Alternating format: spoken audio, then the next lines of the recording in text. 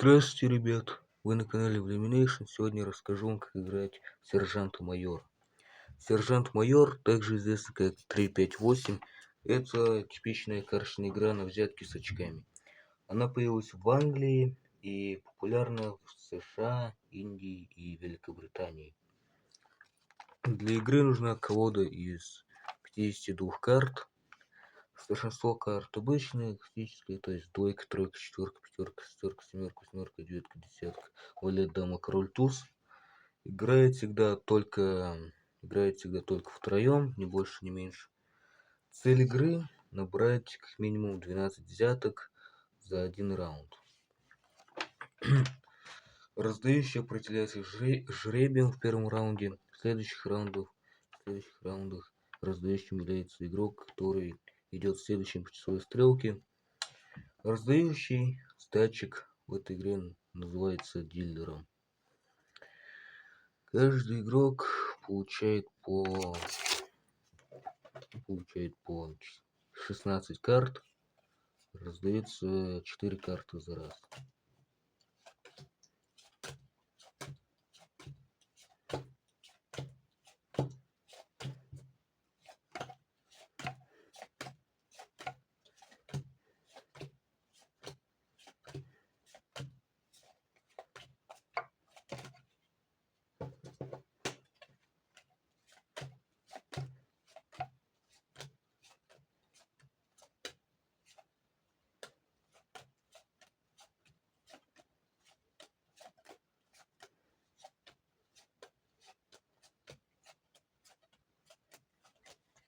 Так, последние 4 карты кладутся в прикуп.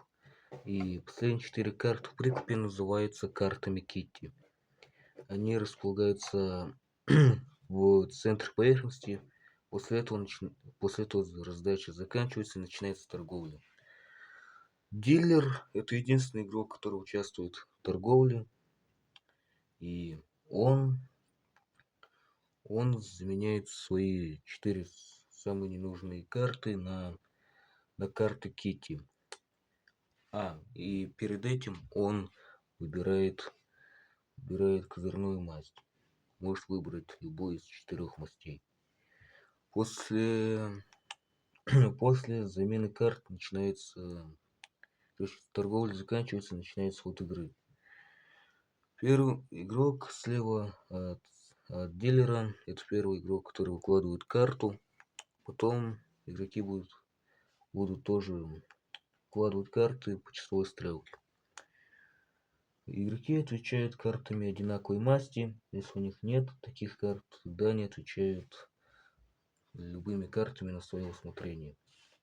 Игрок с самой старшей картой заходной масти или самой старшей козырной картой забирает взятку и потом вкладывает следующую карту, которая первая в взятке. И игроки так играют до тех пор, пока у них не закончатся все карты. После этого ход игры заканчивается, начинается подсчет очков. И перед этим стоит рассказать про обязательное количество очков. Дилер обязан набрать как минимум 8 взяток за один раунд. Игрок слева от дилера обязан набрать как минимум 5 взяток. И игрок справа от дилера обязан набрать хотя бы 3 взятки. И вот, короче, если количество взяток равняется с обязательным количеством, то тогда игрок получит 0 очков. То есть, если он должен был набрать 8 взяток и набрал ровно 8, тогда он получит 0 очков. Если игрок набрал больше взяток, чем обязательное количество, он получит очки за каждую дополнительную взятку. То есть, должен был набрать 5 взяток, но набрал 6, значит он получит плюс 1 очко. Если игрок не набрал обязательные взятки, он получит минус очки за каждую взятку, которую игрок не набрал. То есть должен был набрать 8 взяток, но набрал 7, значит получит минус 1 очко. И, нет. И у вас, наверное, сейчас появился вопрос, а зачем вообще в этой игре очки? Зачем их получать, если цель игры набрать 12 взяток за один раунд? Так вот, начиная со второго раунда появляется обмен карт. И эти очки, они очень сильно влияют на обмен карт. И на самом деле без очков обмен карт даже уже не обмен карт. Да. Итак, так, обмен. И да, короче, очки нужны для обмена карт. Позже вы поймете, как это работает. И так я сейчас говорил про обмен, стоит рассказать про него подробнее. Он происходит до торговли, и каждый игрок участвует. Ну, как сказать, каждый игрок, который,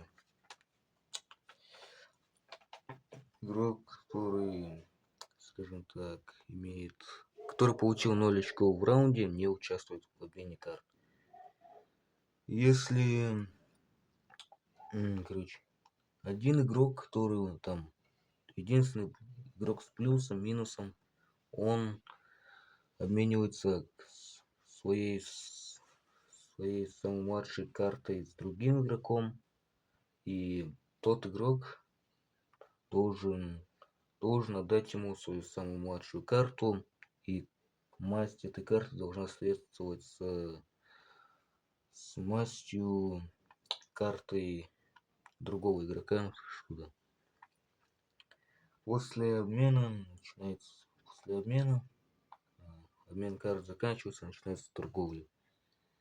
И количество карт, которые игроки дают друг другу, зависит от количества взяток, которые один из игроков набрал. Если набрал там 4, это значит, что он обменивается 2 картами, а игрок другой тоже дает 2 карты. Ну а если он получил нечетное количество очков, то есть там 1, 1, 7, 1, 7, 9 и так далее, тогда он, короче, нечетное число до 12, тогда он, кроме еще тройки, пятерки, он тогда просто дает карты, количество которых равняется с количеством взяток с другим игроком. Другой игрок отдает ему такое же количество карт, что да.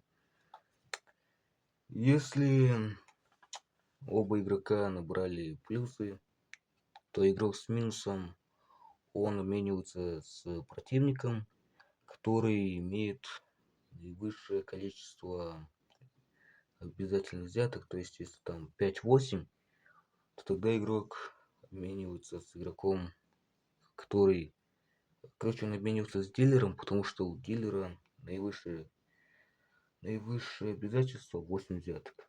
Но если два игрока имеют минус, а другой плюс, то тогда игрок обменивается с игроком, который имеет наименьшее обязательство. То есть, например, 8-5 игрок обменивается с игроком, который должен был набрать 5 взяток, потому что 5 меньше 8. Так что да. Ну и если все 3 или 2 игрока как минимум набрали 0 взяток в раунде, то тогда обмена карт не происходит. И еще, если у игрока, у него нет карты одинаковой масти или нет карты старше карты другого игрока одинаковой масти, тогда обмена карт тоже не происходит. игрок, который начал обмениваться, забирает свои карты обратно, и на этом обмен карт заканчивается, потом начинается торговля. Короче, вот так происходит обмен карт. Здесь вы поняли, как он работает. Он, конечно, заставил меня подумать. Думаю, я рассказал вам все про... А, да, точно. И игрок, он дилер забирает... Короче, он заменяет свои карты на карты Китти закрытую. То есть все карты он никому не показывает.